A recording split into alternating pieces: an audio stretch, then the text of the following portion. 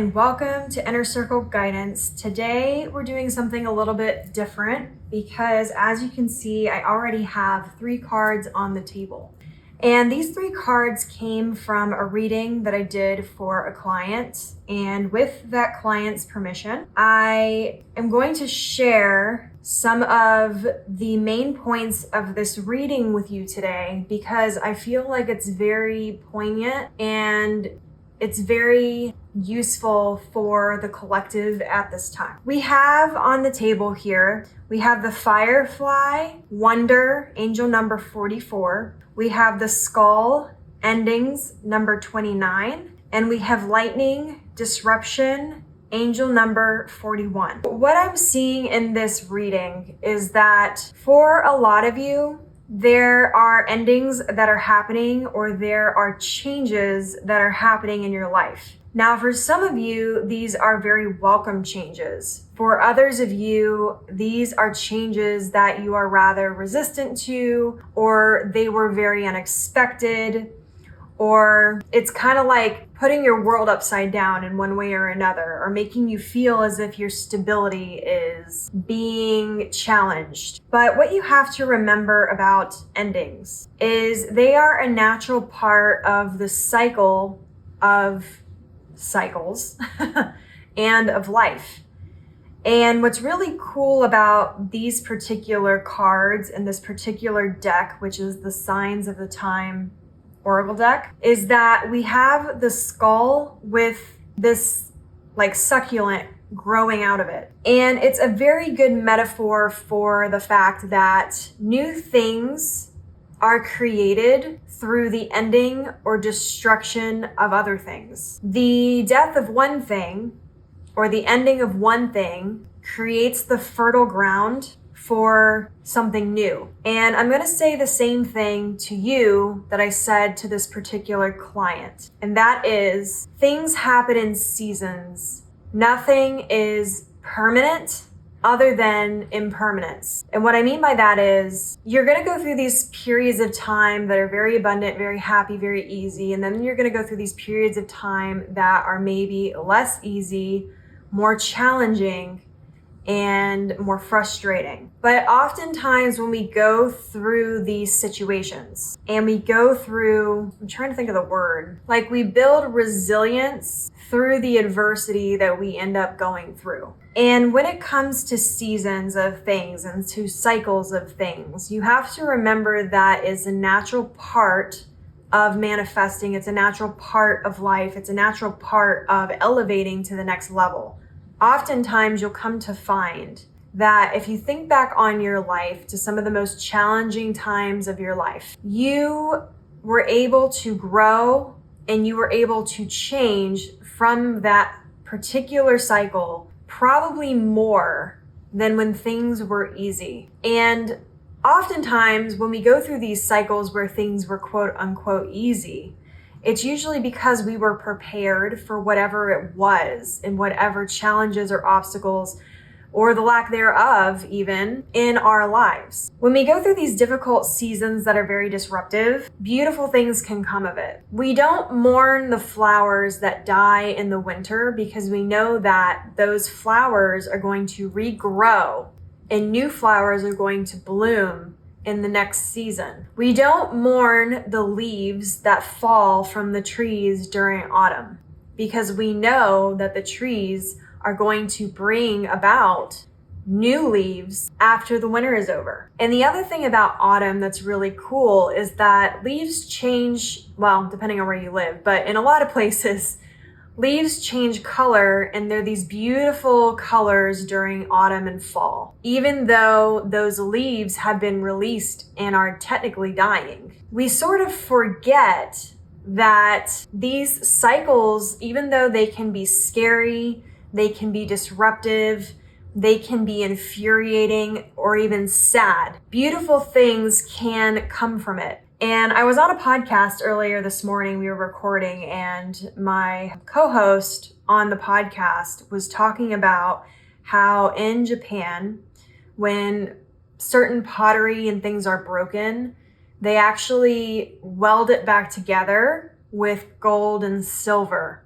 and they essentially put this gold and silver in the cracks so that the bowl or whatever it is can be reformed, and can be reformed beautifully and reformed strongly. And I talk about this a lot when I get into the idea of the Buddhist principles. The Buddhists believe that you have to go through disruption, and you have to go through, well, I guess have to is not the right word. Maybe it's that you choose to. And that when you go through these disruptions and you go through these sort of hard times and you build that resilience and you go through adversity, that your soul then learns how to navigate all these different situations and obstacles and challenges.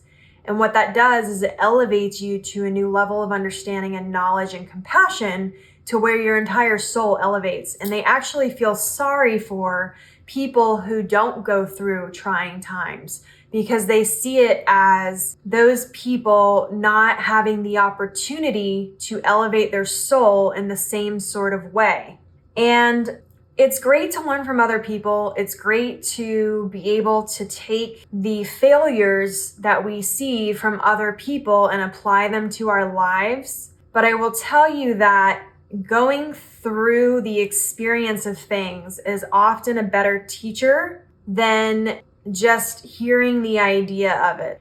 For example, if you tell a child, hey, don't touch that, it's hot, what do they usually do? They go touch it even though it's hot, even though you told them it was hot, because they needed to experience that. And they learned more from experiencing it versus someone telling them about it. So in this whole cycle, because I've been saying that a lot of you in this era are learning about transaction, you have to start learning about when the transactions end or when the transactions expire. And you need to learn how to redefine and relook at those things. Now, the one thing about endings and disruption is that when disruptive things happen, we have a tendency to spiral. And what we do is we sort of live in this movie in our mind where we think up of all the worst possible things that could happen. And we allow our anxiety and our fears and our worries to give us all the what if moments that aren't probably actually even happening in the present, and usually aren't happening in the present. And when you subscribe to that, and you choose to continue to subscribe to that particular movie in your head instead of living in the present and taking things moment by moment, what happens is you continue the spiral. It begins to affect your emotions and your thoughts, which start running around willy-nilly.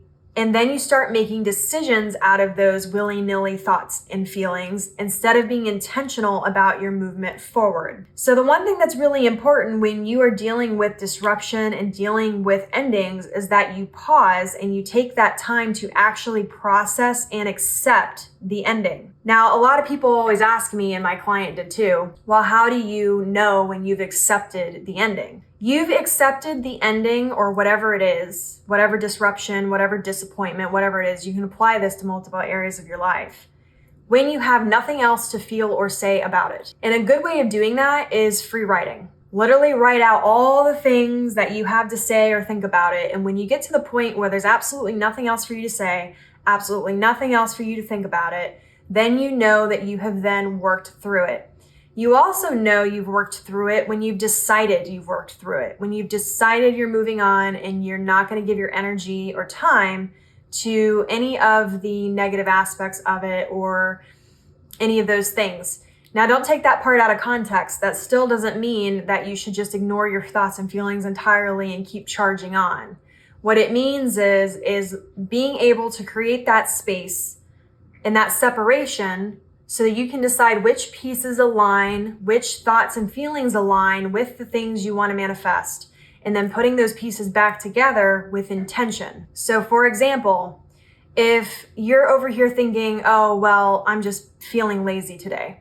Is it that you're feeling lazy, or is it that you're tired and you've been overworking yourself? Which of the two thoughts and feelings associated with that thought is in alignment with your highest good and your manifestation and your frequency that you want to be on? The other thing about endings and disruption, and I love that this is lightning that we see here, because lightning spiritually means that illusions are being broken through, because lightning lights up the darkness of the sky, and light is within everyone, and light fends off the darkness without any effort. And it's when you start getting afraid of your own light that the darkness then starts to creep in. But the good thing about disruptions, and the good thing about things happening unexpectedly, is that as quickly as something negative can happen that's unexpected, something positive can happen.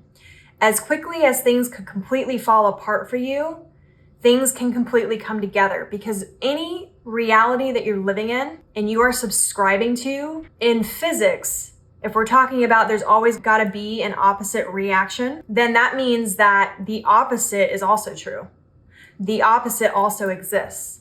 The opposite is also a possibility for you. And then we get into firefly and wonder. Sometimes when we experience these disruptions and these endings or these unexpected changes, whether they're positive or negative, it's because we are being given the opportunity for a light in the distance that we didn't see before to be drawn to our attention. Now, this card in particular, if you are a creative, is very much about realizing that you have the magic within you to create these different things that you want, which means you also have the magic to create your reality. And for those of you who are not creatives, who are going to go, oh, well, I'm not a specialist, I'm not a creative, doesn't apply. Yeah, you are. You want to know why? Because you are the grand master of your life. You are the master manifester of your life, which means that you were put on this earth to create whatever you want, to achieve whatever desire you have. That being said, that inherently makes you a creative, does it not? The firefly and wonder is all about seeing the wonder that was always there, seeing the opportunities that were always there, and using your inner creativity, whether it's your manifestation creativity or your creative aspects of yourself, to literally create the world that you want. When something ends, I talk about how there's new beginnings, there's new opportunities, but if you keep choosing to see the obstacles and choosing to see what you lost instead of seeing the opportunity, then you're getting in your own way. So for some of you, you need to start redefining how you are reacting to change, to endings, and to things that are unexpected, whether they're positive or negative. You need to start breaking down the thoughts and feelings you have surrounding these things and debunk the things that are not serving you and realign so that you can refine that wonder. For some of you, it also means that you need to learn how to put your wonder and love and creativity and that sort of childlike wonder and childlike fascination back into your life. Some of you have gotten too caught up in one area of your life that you're neglecting another, or you've gotten too caught up in chasing after one particular thing, such as your success or your career, that you sort of forgot that if you measure everything by the destination, you're missing out on the journey, and you're missing out on all these things that may seem insignificant at the time, but are actually really important when you look back on them later. And when it comes to things that are disruptive and things that are unexpected, remember that sometimes it doesn't need to be some massive, scary thing. Sometimes you're cooking in your kitchen and suddenly you have this revelation where suddenly all the spiritual awakening work that you've been doing suddenly clicks. And you go, oh my God, now I understand why I've been struggling with this cycle for however long. And these are the reasons, and it's because of this particular mindset that I had. And that requires intention. So as you're moving forward, regardless of whether you're in the process of the actual ending happening, or the unexpected happening, or the disruptions, or the disappointments, or the happy things even that are great, but still disruptive, because you got to remember, great things can still cause major change in our life. You can get an awesome job that pays you more than you could ever think of, gives you all the benefits, but the caveat is you have to move out of state or whatever. And even if you are wanting the change to happen, that doesn't mean that that positive change isn't going to cause disruption in your life. So as you're moving forward here, and you're dealing with these things and you're learning how to redefine them, how to look at them differently, and how to Make sure that everything that happens to you is happening for you instead of to you. I want you to start thinking about how you can be more intentional in every single aspect that happens to you. And I talk about this a lot. I say to people, there is always a choice, even in situations where it seems as though it's completely out of your control. There's still some sort of aspect to it that is in your control. Find what it is. Find how you can align it to work for you, and then choose to move forward with intention. And that intention will lead you to the destination that you are looking for. Instead of chasing after it, instead of having this expectation of how it should present itself, instead of working in an attached state, allow it to flow freely in and out. Be grateful for the things, the people, the time, whatever it is that was in your life, when it was in your life, then accept with gratitude and release it when it's time to be released. Even if it feels like it's being released sooner than you expected or sooner than you would have liked. Or maybe it's someone or something that you never wanted to let go of. But release it with gratitude, because when you hold on to these things so tightly, you get sort of stuck because the energy doesn't move. And you get almost like these blinders on where you can only see things a certain way. So your affirmation for this reading is that all endings and disruptions and disappointments in my life are working in my favor and for my highest good. And as always, may your life be full of light, full of love, abundance, and gratitude. I'll see you next time.